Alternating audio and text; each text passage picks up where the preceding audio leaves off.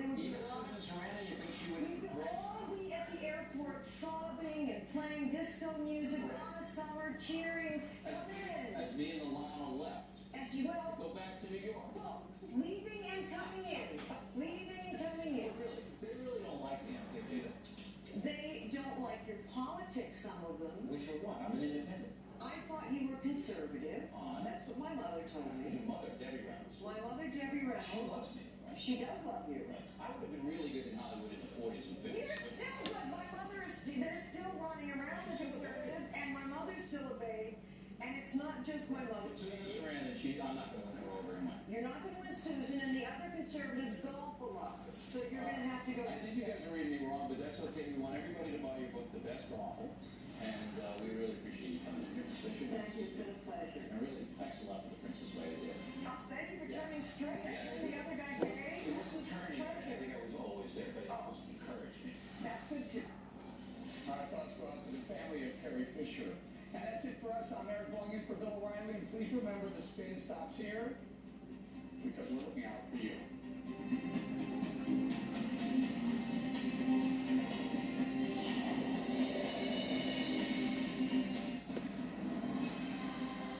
Breaking tonight, new reports that the Obama administration may be planning yet another fight with Israel, as that country's prime minister accuses President Obama of orchestrating an unprecedented move against the Jewish state at the United Nations. Welcome to the Kelly File, everyone. I'm Sandra Smith in for Megyn Kelly tonight. Tensions between the White House and the Israeli government reaching a fevered pitch tonight, as Prime Minister Netanyahu and his spokesman claim to have, quote, ironclad evidence that the U.S. was pushing last Friday's UN resolution condemning the construction of settlements by Israeli citizens. The Obama administration, for its part, continues to deny that claim. Here's State Department spokesman Mark Toner earlier today. We reject the notion that the United States was the driving force behind this resolution. That's just not true. The United States did not draft this resolution, nor did it put it forward. We also made clear at every conversation, that the president would make the final decision, and that he would have to review the final text before making his final decision. So the idea that this was, again, pre-cooked, or that we had agreed upon the text weeks in advance is just not accurate. Then just hours ago, a confirmation from the Obama administration that tomorrow morning, and weeks ahead of schedule, Secretary of State John Kerry will make remarks on the Israeli-Palestinian conflict, leading to concern among Israel and their allies about what the secretary may say. In moments, we'll speak to David Keyes, a spokesman to Israeli Prime Minister Benjamin Netanyahu. He says he has seen the evidence linking the Obama White House to Friday's UN vote. But first, we go to our foreign correspondent John Huddy in Jerusalem.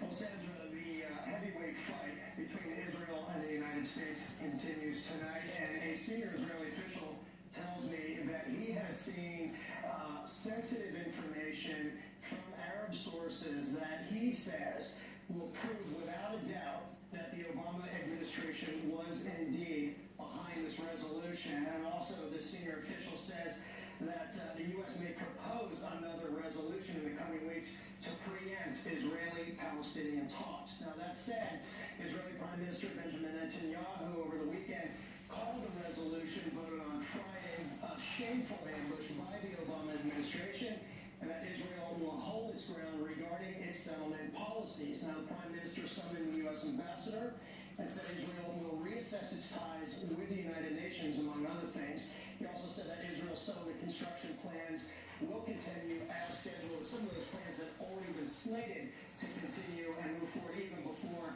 this resolution. That said, U.S. officials, and you mentioned this, Sandra, in the intro, contend that the U.S. was not involved in the drafting of the UN resolution.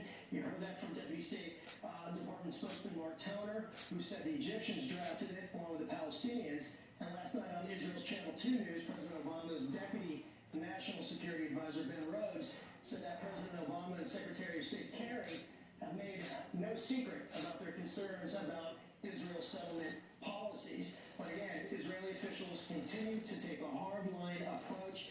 As he mentioned, U.S. Secretary of State John Kerry is scheduled to talk tomorrow to discuss Israeli-Palestinian peace talks, his vision for the next step. And suffice to say, Sandra, this will be a speech and remarks that Israeli officials will be closely watching. Sandra.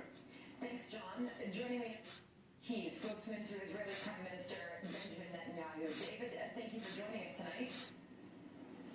Thank you for having me. What is it exactly that the Prime Minister is accusing the Obama administration of doing here? Well, we know that there was a deep collusion between the Obama administration and the Palestinians in order to push this United Nations Security Council resolution forward. That is deeply, deeply disappointing because historically America has protected Israel at this very, very biased body. You know, I just came from the Western Wall about an hour ago, and I touched those stones that Jews have touched and prayed towards for literally thousands of years. And the idea that this Security Council resolution, which was allowed to pass and even pushed very strongly by the Obama administration, the fact that it calls that one of the holiest sites to the Jewish people, occupied Palestinian territory, tells you everything that you need to know. That's shameful. That's ahistorical. It flies in the face of thousands of years of Jewish history, and it's simply untrue. And that's why Israel was so deeply disappointed by this resolution and America's involvement in the passage of this To resolution. be clear, David, you're not just saying that this was a deliberate push by the Obama administration. You have said on the record that they have helped create the resolution, which the White House is denying. In their statement, they say the Egyptians are the ones who began circulating an earlier draft of the resolution. Do you not take the White House at their word? Well, I've seen information with my own eyes that contradicts that, but we have ironclad information which we will share through the proper Can channels. you give us an idea of what that looks like? Who are your sources? Can you give us any idea of what that ironclad information is?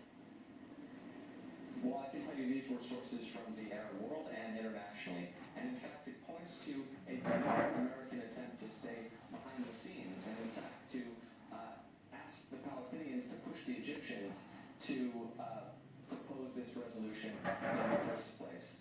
And I want to explain just very briefly why it's so dangerous, because it actually preempts negotiations.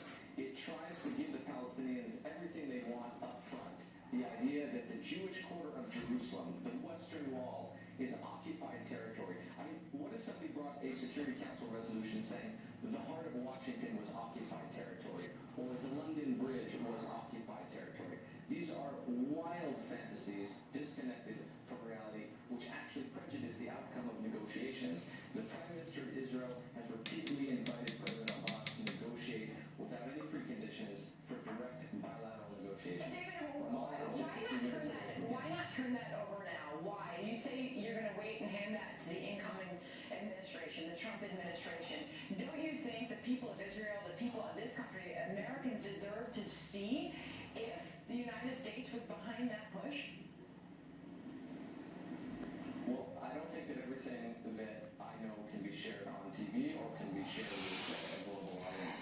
But I think that details will increasingly come out, and in fact, there was just a report out of Egypt, which I haven't seen the exact report, but from what I read of the headlines, confirms American involvement in this whole sad saga.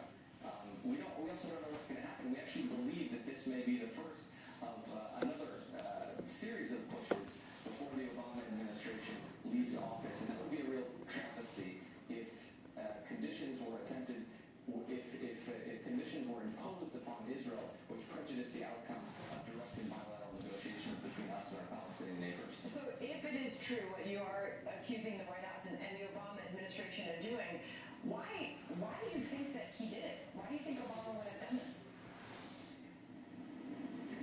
Well, you have to ask him that question, but I think that unfortunately this has been a mindset, perhaps from the beginning of the Obama administration, seeing the presence of Jews in the West Bank as perhaps the great barrier to peace. Of course, that is simply not true because the conflict started long before there were any Jews in the West Bank. And even after Israel withdrew every settler from Gaza, we didn't get peace, we actually got war. 20,000 missiles on the heads of Israel's civilians.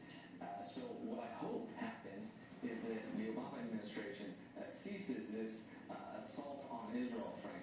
using